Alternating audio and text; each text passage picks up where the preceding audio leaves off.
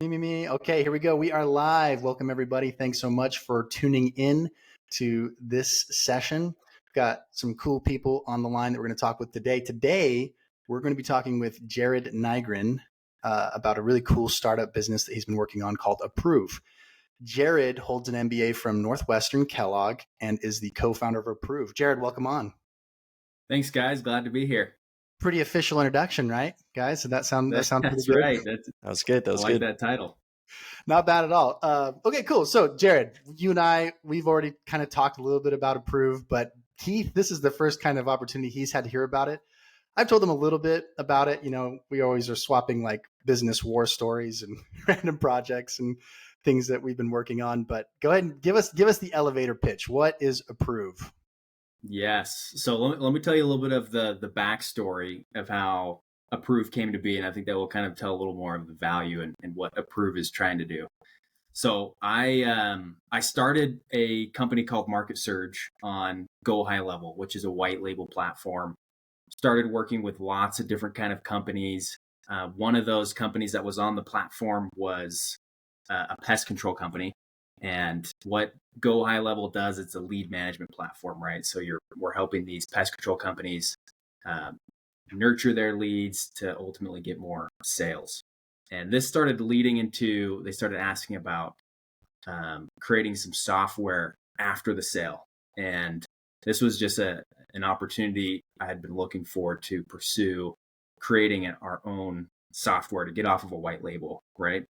And so part of the key thing that they were looking for is how can they motivate their technicians? So a lot of these service-based companies, one of the key challenges that they have is keeping staff motivated, keeping them, from churning. And so they're always looking for solutions. How can we keep our staff happier? APRUV is that solution. So we're coming in with, it does a couple of things, right? So we help pest control companies get more Google reviews. And at the same time, we allow them to enable tipping for their technicians. So after a service is completed, we trigger a review link to go out, and then they can click awesome or not so great. And if it's awesome, then they can tip their technician, which helps these technicians get paid a little bit more. And that's kind of the key thing of APRUV. And then there's some other things I can dive into, but that's how it kind of got started. Very cool. Very cool. Keith, do you understand it? Does that help provide some clarity? It does. So is that the main focus there then? Is, I guess, a long term is the main goal to have the focus, or rather so when someone thinks of APRUV, it's like they already know what it is. It's a link to go tip, but that way it kind of removes, like if you think about tipping today, it's kind of all over the place. Like sometimes businesses don't even have an ability to tip a technician and things like that. Versus like if people just in general have an understanding that link that says www.approve, like that means that's a link to go tip, and so like that'll overall help different techs and people in the service industry get tipped essentially. Yeah, exactly. And we're trying to position APRUV as like a post-sale optimization platform. So we're coming in, and the tipping and the reviews, and another piece of it is referrals. That is one aspect. And then another piece is a lot of these service-based companies, they have door-to-door sales teams. And one of the key things that they run into is people down the road saying, hey, I didn't agree to this contract, or like, hey, this wasn't something I agreed to, in terms of like, how long they are doing their service agreement for, or exactly what's going to happen during the service.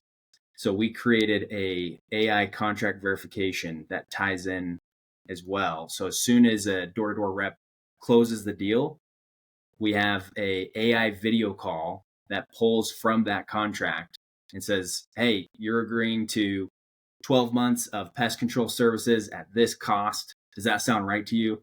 Records their face saying, yes, that is correct. So if there's ever a dispute, anything's wrong, they can reference that, and it's right on video, them agreeing to exactly what the contract agreement was. So we kind of want to be broader than just tipping. We want to view ourselves as the post-sale optimization platform. And the idea is like, APRUV. We want people to approve the service. We want people to approve of the agreement. it all kind of fits under that umbrella of keeping customers happy, keeping technicians happy. Everything that happens after a sale is made, we want to be that platform. That's super cool. I love it. Post-sale optimization, like it's almost like a new lingo, new business language. So Jared, I have a question then. So, because what I'm really curious about is like one of the things I think you've always done a good job of on the projects that you've worked on is identifying the pain points. So what was the conversation actually like with this first pest control that was, already on the market surge? And then they said, what was how did he phrase his pain point that he was struggling with? Like, was it like, oh, we've got people, arguing about their agreements, or was it about like, dive into the pain points a little bit more? I'm really curious about what that conversation actually felt like, because I feel like a lot of people, when they start to go and start a business, like it's all about identifying, well, what's the pain? What's the problem that they're trying to solve? So what did the conversation look like with this pest control company? Yeah. I think that's actually one of the most interesting things in entrepreneurship is identifying that pain point. And I think entrepreneurs take lots of different paths to do that. And I think what can be dangerous about that is getting too far in your head and creating something that you think is going to be valuable. Right. So this was very much like they came to me and they said, "Hey, there's some similar platforms that do some of these features," and they were saying like, "Hey, is this something that you can do?" And at first, it was to keep them from leaving market search. Right? I was like, "Well, what can we do to build off of what we've got to just keep them around?" And then it kind of evolved into what it is. So it was really just like, I kind of felt like it was more of, there was already a product market fit because there was people looking for these type of solutions out there. And there was just an opportunity to build it with a customer. And I think that's the hardest part, is finding a company that's willing to actually build with you. And when that opportunity presented itself, it was just something to jump on. That's true. I mean, that's what's so cool about this is how organically it came to be. I think that's a good sign that you're onto something, onto a good idea where it was a pain point that they presented to you, and then you went and you developed the solution for it. So I think that's just great. So what do you feel are like kind of the, most immediate challenges? I tell you one thing that came to my mind just while we're talking about it is, privacy stuff. Like everybody's super sensitive about that. Do you think what I mean, because one of the things we talked about, right, was like contract verification, like you're going to record people saying like, nope, this is the agreement. Like, do you feel like you'd run into any trouble with privacy stuff there? Like, are people going to be like, whoa, you're going to record me saying this? Or like, how does that integrate? How does that work? Yeah, no, that's a good question. So before they can even start the AI call, they agree, yes, I agree to be video recorded. Yes, gotcha. I agree. All that's, buttoned up, taken care of. Of course, like, I always feel as you evolve in a business, you have to button up legally as you get further down the road. As you're testing an idea, I think you're not, that's just a waste of time and dollars to button everything get hung up on it. Completely. Yeah, exactly. Yeah. So I think it's deal with the lawsuit. Do the best you can. Yeah, exactly. Yeah. So I think you button it up the best you can, and then as you mature, you naturally start to make sure that you're all squared away on those things. That's cool. I tell you something else that I think is super interesting is, and everybody sees this now, right? All the memes about tipping culture and just like how people feel like it's gotten out of control and people are sick of tipping or whatnot. But you showed me on the dashboard, like you're collecting tips for these technicians, or the software is collecting it. What has the response looked like for, these technicians collecting tips? Oh yeah, it's fantastic. I mean, an average size pest control company, they're collecting $3,000 to $5,000 extra a month in tips for their technicians. So you're looking at it from an owner's perspective is, hey, my employees just got a pay raise and it's not coming out of my pocket. Yeah. So it's a huge win for the owners. That's super cool. You guys, that's way cool. That's a huge selling point, I think, for, companies looking to it. That's something else you and I have talked about too, is like, it's not necessarily limited to pest control companies. Any type of service company out there that is deploying technicians, they're going to be able to flip that screen around. It's like, okay, just going to ask you a couple of questions, the 15, 20, or 25%. tip. I Uh-huh. think it's a little more streamlined like that, but that's great. And I think that you've overcome that kind of initial challenge because technicians aren't really usually people that I think to tip. You know, we have pest control services and things like that. And I've never really thought like they're always amazing. They're great. And it's always like, oh yeah, you know, once the job is completed, I always kind of get maybe an email or a prompt to leave a 5-star review, which I try to do, but I never thought like, oh, is it possible to give them tip? I do always try to give Gatorades or waters, you know, for anybody who's coming to work on my stuff. That usually integrates nicely for it. But no, that's Yeah, cool. So okay, so they're just spraying sugar and water at your house, man. I know exactly right. They just use that to fill up the spray to attract the bugs. The bugs keep coming, man. I tell you what.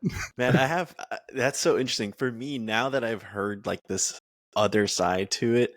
For me, I feel like the even bigger opportunity, not that that first one isn't just completely enormous. Like I'm thinking of so many different things. Like for example, there's tons of people who do like offer services, or like I'm thinking, I don't want to get too deep down this rabbit hole, but like there are people who even sell homes to like person to person, not through like agents aren't even involved. They just kind of go straight to the title company and get things recorded that way. And like obviously that's still done through a contract. And so I'm thinking like even in those situations, like everything, and historically it's always been that contracts are done just through writing, which is totally fine. That doesn't need to go away, but it's so interesting that a video component has never been introduced into, like, we're so far advanced in technology now, like that's an easy implement. And so it's interesting, this is like the first time I'm hearing where that's actually an idea that is being implemented essentially. And so like to that point, it's not even just technicians or like necessarily a service that needs to be one of the parties involved in the situation. It could even just be a contract between just two people looking to make a transaction. Oh, that's Yeah. true. That's very true. That's an interesting take on that for sure. So, and to go further down that rabbit hole that we're going down. So, Jared, walk us through what the AI verification looks like. Are they doing this from their phone? Then they open up their phone, they go through APRUV. Walk us through the prompt. What does it look like? Yeah. So after a contract is signed, we integrate with the pest control's CRM system. It pulls in all the contract data, and then it can work on any device. So the sales rep could pass over their device. The customer themselves could click on the link. And we try to mimic like an actual call. So it'll say like, as soon as they hit, yes, I agree to be recorded, it will pop up like connecting to Teams. So it looks like it's starting to dial to like a call center, because historically this is all done through call centers. These pest control companies were paying thousands of dollars to call centers to actually make these phone calls and say, Wow. hey, this is what you're agreeing to, blah, blah, blah, blah. And so we're trying to replace that, right? So we want to mimic a real phone call. So pops up connecting to team, and then it says, hey, Ben, this is Cindy from Brooks Pest Control. Just wanted to confirm a couple things with you. Is that okay? And you'd say, yes. And it says, great. Go ahead and select yes to confirm. They click yes. It's recording you the whole time. It says, all right, looks like you've got a 12-month pest control agreement. It's going to start you at $167 a month, blah, blah, blah, blah. Does that sound right to you? Bingo, bingo, bingo, all the way through. Wow. That is so interesting. I had no idea that pest control companies were hiring call centers to do contract verification. I had no idea. It never would have crossed my mind. Like, yeah, and quite a large dollar problem to solve, right? I mean, they're paying. We had some estimates of one of the pest control companies. They said they were paying on their high months and high season $10,000 a month. Wow. To have that done. Wow. So that is, big that is dollar opportunity. That's amazing, because I also feel like it's so much more seamless. I feel like using software and using tools versus trying to talk to some call center. And where are these call centers? Are they US based? Or are they offshore? Like, do you know any details about that? I think US based, but yeah, I'm not sure. Yeah. So, I mean, that's probably why it's so expensive, to do that. But who in the world likes to get on the phone with call centers? You know what I mean? Like, especially to verify, contracts and stuff like that. So do you know if I imagine then other companies too outside, or other industries besides pest control, are using these call centers for these contract verifications then? Do you know if like I think there's definitely, APRUV is so young, and we started with pest control because that's where the opportunity was, right? But I think there's probably lots of industries where this could apply and maybe Like even be a all. better fit. yeah, like all. Yeah, that's interesting. Even like for small businesses, I suppose there's probably an opportunity to do that as well, because even in some of the small businesses that I've been a part of, we've had situations where it's like, well, I need to draw your attention to our contract, which clearly states that. It's like, well, I don't remember signing that. And then being able to figure out like, well, here's you agreeing to it, verbally or whatever. I think that it'd be a great, turn the tables on them. But I think that's what's great about that is most contracts, even the terms and agreement that people are agreeing to when they sign up for anything is like reading the Declaration of Independence, right? Like nobody's actually going through and reading that. So I suppose that, setting this up so that it's more discernible, they're able to actually understand what they're signing up for, nothing, out of the ordinary is being processed. Like it feels more bite size, I guess, for processing it. Yeah. I've got actually. Oh, sorry. Go ahead, Keith. No, go ahead. I'll go after. You think about like typically a contract for a small business, it's not going to be very, let's say average is probably 1,000 to 10,000 on average, right? Typically, you're not going to take someone to court over that size of a contract. So being able to have like video of them just to be able to send to just validate that they agreed to it on a much lower level contract, I think is pretty valuable. Yeah. Yeah. So a good follow up to that is, does the customer or client in this case have to be on video, or is just voice okay in those cases? That's a good question. Right now, it's like audio and video, but I think there could be an evolution where, a company could determine whether that's optional or not. But right now, it's both. Okay, gotcha. And have you encountered any situations yet where a client or customer has said, like they're speaking to the AI and they're saying, no, that's not actually what I wanted? And how does that conversation go?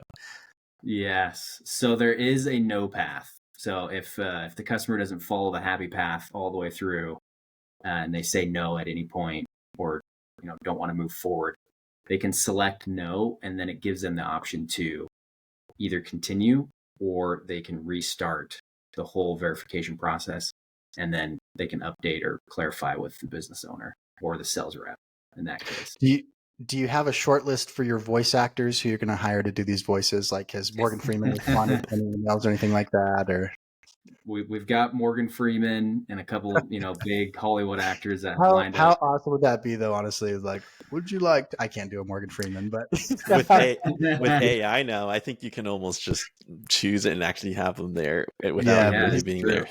He's going to get his slice. He's going to get his royalty for it. Well, you got to do like a conversion test and see like which converts to yeses more often. I think that'd be great. Honestly, it would make the customer experience so much better if instead of like some robotic voice, I'm like hearing, I was like, is that Jim Carrey who I'm talking to? Like, his voice sounds so familiar. Another funny one that reminds me of is like Mr. Beast. He talks about how he has like, I think it's for his like Spanish translated channels of his content. He has like the Latin translator of Spider-Man, like so like the Spanish Spider-Man to that's awesome narration. Yeah, early notes, that Jared. Awesome. You gotta line some stuff up for shortlisting your voice actors.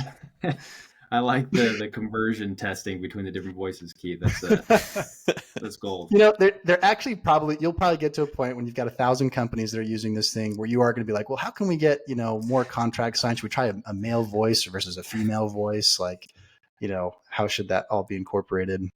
100%. Yeah, that's a whole value proposition of itself, where like going into it, as you're selling APRUV, you're just saying like, also we've tested with thousands of different voices and like we've honed it down to these 5 that are the best ones. And it depends on whether it's a male speaker or a female speaker. And oh man, you can get really in depth with that. That could be an upsell right there.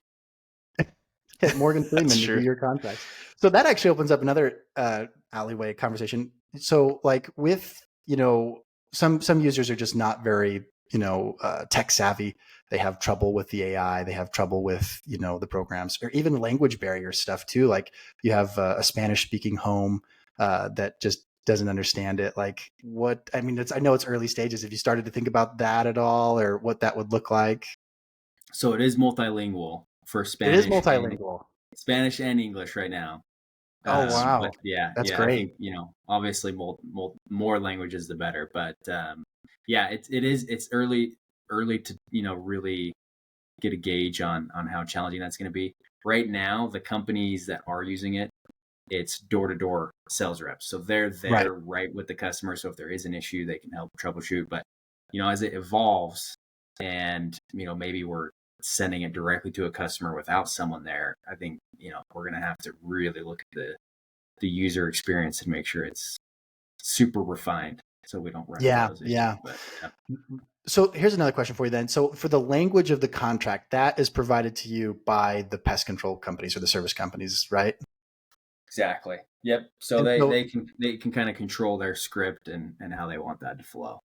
because I know a lot of things change just from some of the random contracts that I've been a part of and that I've done, like random things can change, like date of service, or, is this a monthly service that you have to, like, where they have to sign or they have to initial, like, can they customize that then in APRUV? Like when they upload their contract, they're like, I want the person to sign here. I want them to sign here. I want them to add the date here. I want them to initial here. Is that all customizable in APRUV, or how does that integrate? So the way that it currently works is we're only integrated with one major pest control ERP system, and that we pull that contract as soon as it's signed, and that pulls in all the subscription date, all the details that we need, and then we use the AI that reads that contract information and dynamically adjusts the script. Oh, it dynamically adjusts it. And and I imagine it's accurate, right? Like, is it hitting it right on the head? Yeah, the great thing about it is it's just API requests, right? So it's going to be exactly the information every time. It's not like we're not using ChatGPT to make assumptions and try and pull in our best guess of what the agreement is. It's exact data that we're pulling right out of the system. Oh, that's pretty neat. That's pretty cool. Yeah. Nice. That's great.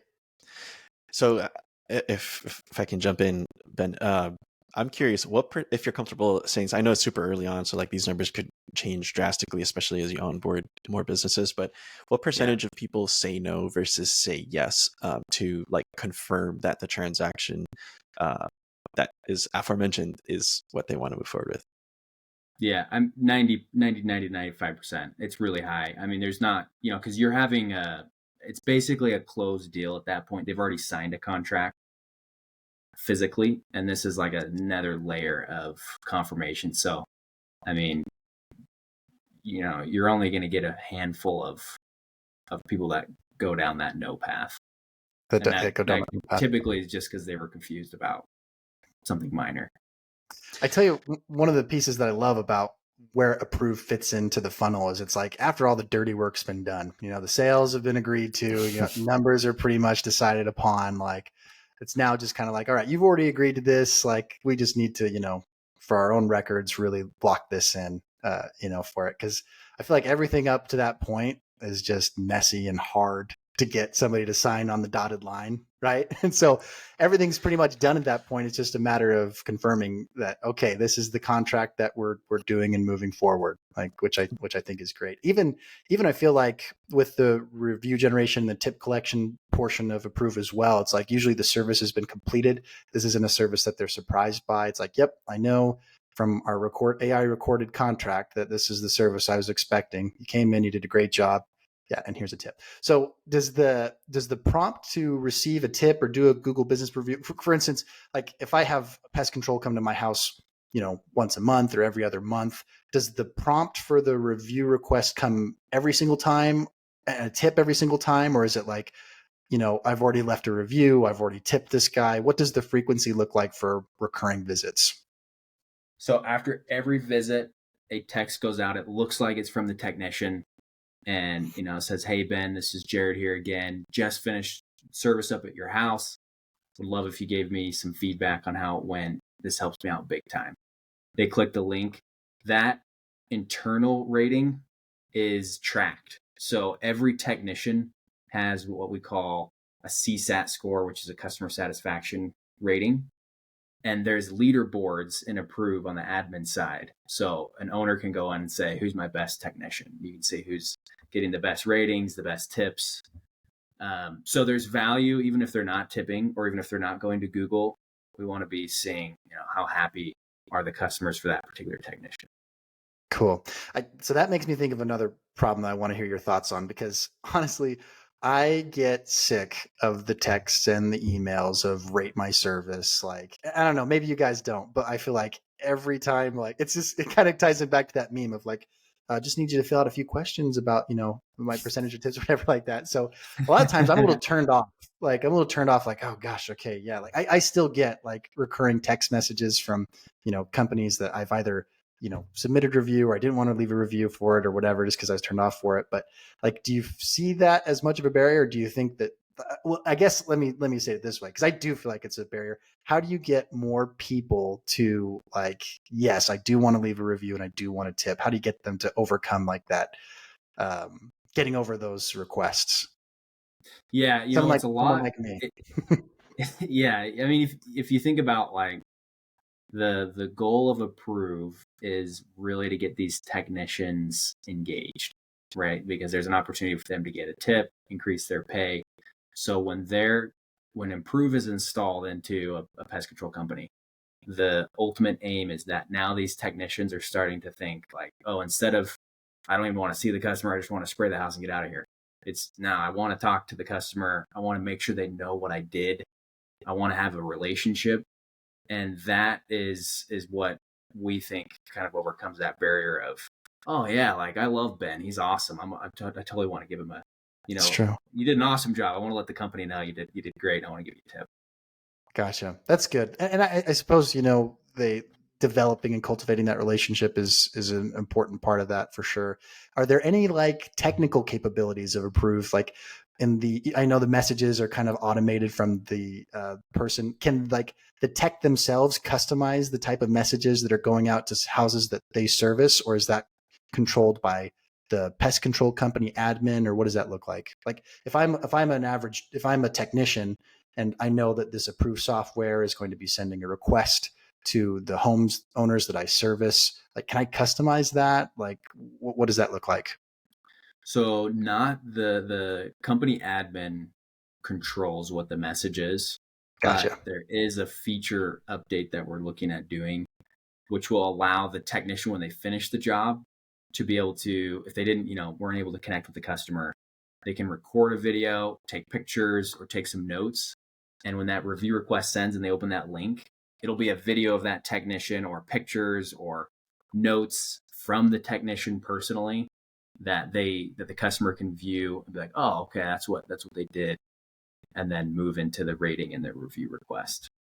That's cool. That's cool because, on the flip side, you have technicians maybe that just aren't interested in interacting with the homeowners, but there's also homeowners that just like, hey man, I don't really want to talk.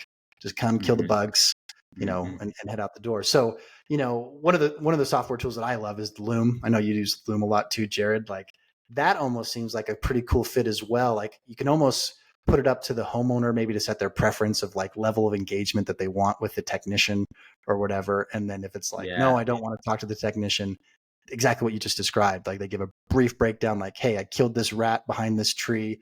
I sprayed for bugs, in the attic. I did all this stuff. And then they're like, okay, awesome. And then they're also like, this was so convenient. I didn't have to talk to anybody. Like, and then they might be more prompted. Exactly. That's cool. That's sweet. That's neat. Yeah. And that's a nice little. Oh, go ahead. Okay, I was just gonna say one of the biggest, and the reason like we thought of that feature enhancement is one of the biggest things we keep seeing is people will text back after that review request link goes out, and they'll say, I didn't see you come.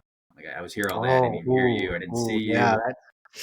And that's common. That's a very common response. And so like I think my assumption is these pest control companies, their churn rate is highly related to pre-service and post-service communication, because people are thinking like, I don't think they did jack, and I'm still seeing spiders, or, I don't think he came. I don't think he sprayed, or man, he's Nothing probably would sprayed water. I don't even know what he did.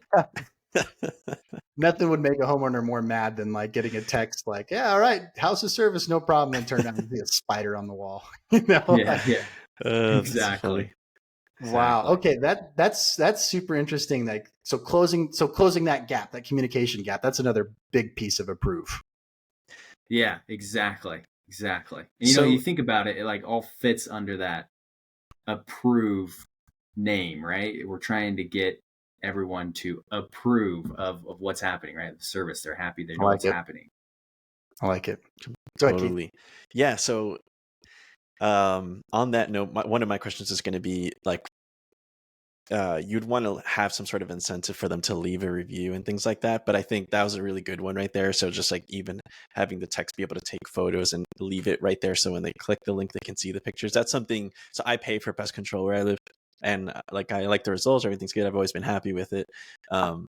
But like if I wasn't happy with it, then I would start to feel like, all right, well, like at least let me see some pictures of what's changed or what you did, Yeah. Yeah. But that's a good one. And then my other question was actually going to be, or not so much a question, but more just kind of an idea is, I think something big going forward that you might want to kind of start being able to document as soon as possible to be able to onboard new clients that they'll probably have in the back of their mind is just being able to kind of document case studies as to like what the difference in retention is pre versus post implementation. That way, you can say like, ever since, or you can ask like this all of your pest control companies, hey, let me know roughly what your retention rate or churn rate is, pre us onboarding with you, and then now that you'll have all the numbers for like post, of course, but that way you can kind of compare back and forth and say like to your anyone that you're pitching, like, hey, these are the numbers that I've been able to generate, and like what would that, like they would know automatically like what value that would bring for them, and they can easily kind of quickly dollarize those totals in their mind as you're having that conversation, and like it'll be kind of a even more of a breeze when you're closing and such. So that's probably Yeah. going to be a big one. Love Dollarize, that. baby. I'd love Love that. that. Dollarize, Yeah. baby. I love that. That's awesome. That is Great cool. That's insight. brilliant. So I want to talk a little bit more about the man behind the curtain. I know you have a co-founder who's not able to join our conversation today, and he's flying under the radar. Talk to us about the man behind the curtain. How did he come about this ability to kind of go in? Because you think about coding this type of software, integrating AI. That's not an easy task to do. So how did he kind of go about discovering the process to do it? Like, did you know much about how he went ahead and started to put the software together for APRUV? Yeah. So he the man behind the curtain is a pinball, right? He's done a lot of things. Ben, you know him, and Yep. he's tried a lot of different angles and careers, and he's very like a jack of all trades. He can pick up on things. He's very will work until he figures out a solution to a problem, and That is an amazing trait to have, because if I start to work on something that I can't do, I'm calling somebody. I've watched enough YouTube videos. Wikipedia has failed me, but it sounds like this guy not so much. Yeah, no, he's very talented, and he's a coder by trade, so he does that full time, and I think he's an early on in his coding career, but I think once you hit a certain level, it's just a matter of Chat GPT, YouTube, whatever, to figure out a problem, and you just keep going until you solve it. That's So cool. I wouldn't say it's been like a week and we flipped it out. I mean, this has been a slow progress. I think we started building the first iteration back in like July, and it's just been a kind of a slow side project that's kind of evolved over time. But what's amazing is, you've given me kind of a behind the scenes tour, look at the dashboard, you're completing contracts, you're collecting tips. We've seen the leaderboards. So what's been the earliest kind of feedback and response from these companies that are on board? Are they loving it? Are they like, yeah, this is pretty good, or it still needs a little bit of tweaking? What's been the early response? Yeah. So the rates and the tipping that we call that product APRUV rate, and that's been like full live since October. We've got great feedback so far on that. I think it's been a big success, a big win. APRUV Verify, which is the contract verification, that is pretty new. So we just rolled that out like this last month. So we don't have a ton of data on it yet and a ton of feedback, but it's operational and it's out there. So we have big hopes for it, because the APRUV rate is subscription based. The APRUV Verify is a consumption based tool. So it's per contract verification. And, these door-to-door sales teams are doing large volumes of contracts, which could be a very lucrative product if it works. That's awesome. So So I'm sorry. So you have APRUV rating. That's tell me the two services, the two products are again. So you got APRUV rate, right? So APRUV rate. We group them under the platform of post-sale optimization, and you've got APRUV rate, which is the reviews and the tipping, and then APRUV Verify, which is the contract verification. Okay, gotcha. So those are the two ones. And so that's kind of a nice segue to go into the next kind of segment of like, you guys are early stages. You've got a great kind of pilot run going on right now. What does your timeline look like to kind of take this thing to go to market? What's your strategy look like? What does that look like? Yeah. So I'll tell you what the early scrappy guerrilla marketing tactics have looked like. So we've really dived into cold email and cold LinkedIn, and there's some really powerful tools out there. We use Dripify for cold LinkedIn, and we use a tool called Instantly for cold email.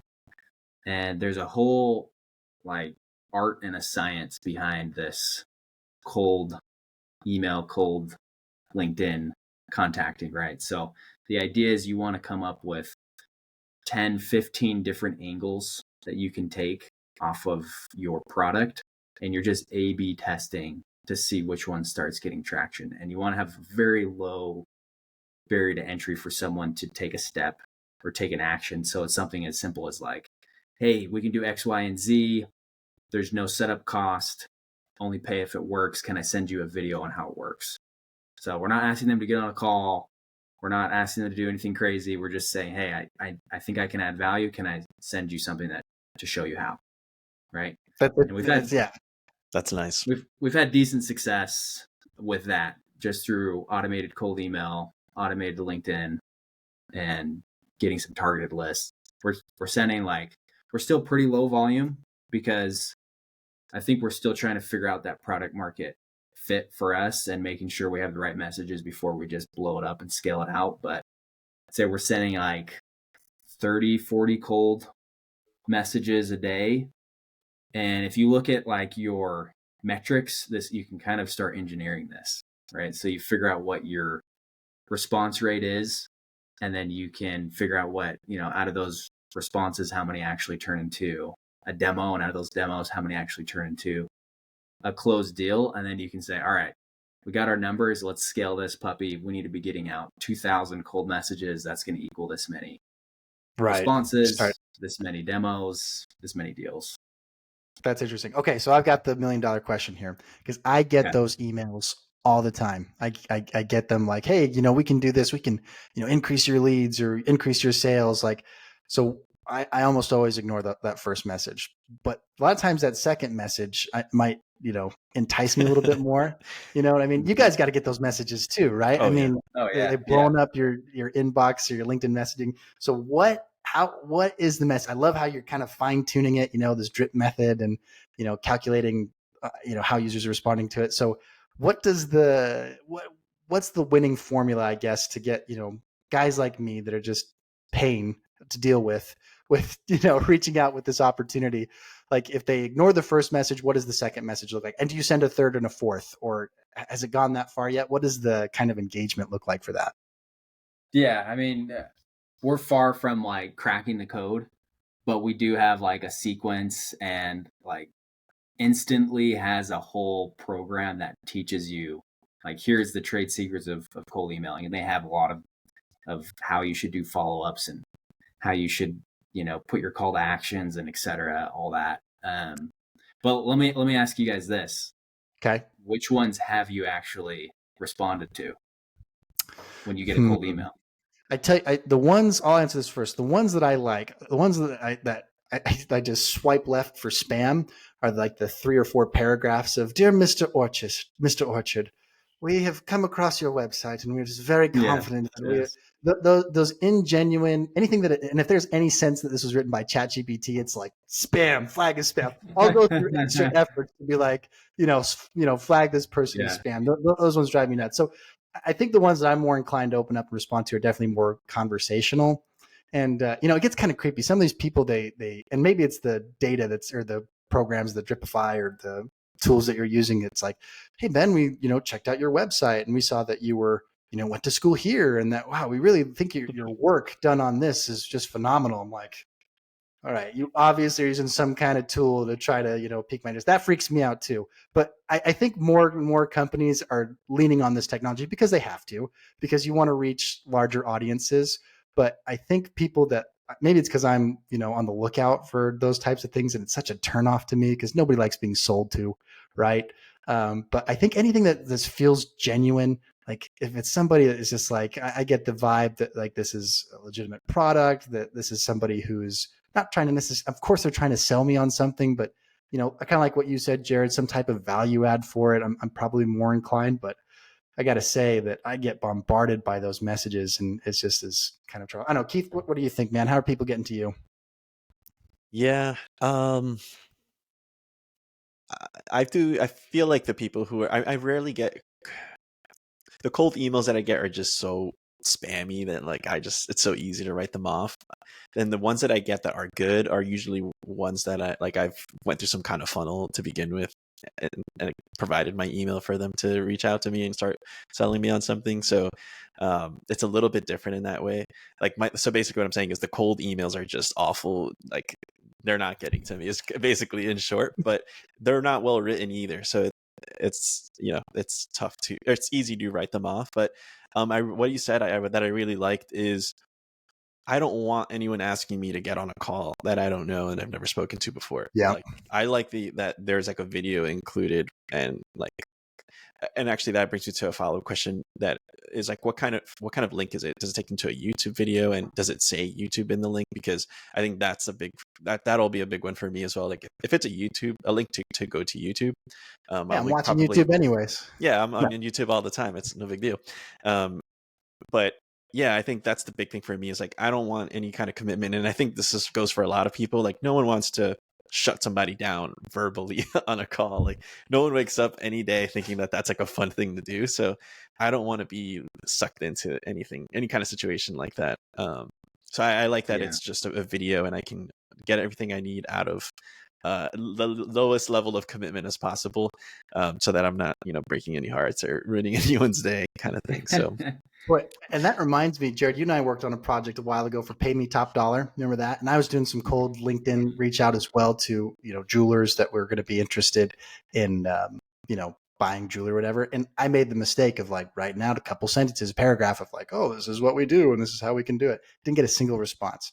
So then I tried something. I sent them a one-liner like, "Hey, Barbara in Baltimore is interested in selling her, diamond ring. Do you want to buy it?" And I got response after response after response. Like as soon as like, I think, you put like something on a hook, a big fat juicy worm, whatever that is actually value. And I'm not sure if there's anything, I mean, obviously there's some like value add with APRUV, but is it something, and it's got to be something that, one thought that I have is, just say, "Hey, are you guys still using call centers to do your contracts?" Like, that might be something where it's just like, quit paying them.